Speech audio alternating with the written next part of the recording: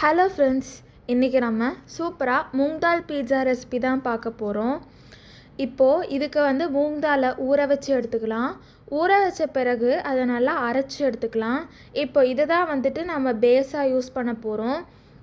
இதில் கொஞ்சம் உப்பு சேர்த்துக்கலாம் இந்த மாவில். இப்போது நம்ம இது ஒரு பேனில் ஸ்ப்ரெட் பண்ணி எடுத்துக்கலாம். இப்போது இதை திருப்பி போட்டுட்டு அதுக்கு மேலே பீட்சா சாஸ் ஆப்பிக்கலாம். இந்த பீட்சா சாஸ் நாங்கள் வீட்டிலே செஞ்சது தான்.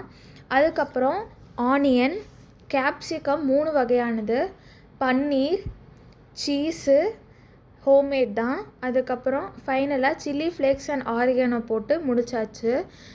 இந்த பீட்சா ரெசிபி ரொம்பவே ஈஸி தான். ஆனாலும் நீங்கள் இது மூங் தாலில் தான் செஞ்சீங்க அப்படின்னு சொன்னீங்கன்னா யாருமே நம்ப மாட்டாங்க. அந்தளவுக்கு ஒரு தரமான டேஸ்ட்டுங்க இந்த பீட்சா. கண்டிப்பாக நீங்களும் வீட்டில் ட்ரை பண்ணிவிட்டு எப்படி இருக்குன்னு கமெண்ட் பண்ணுங்கள். இன்னொரு வீடியோவில் சந்திக்கலாம். அது வரைக்கும் டாடா பாய்.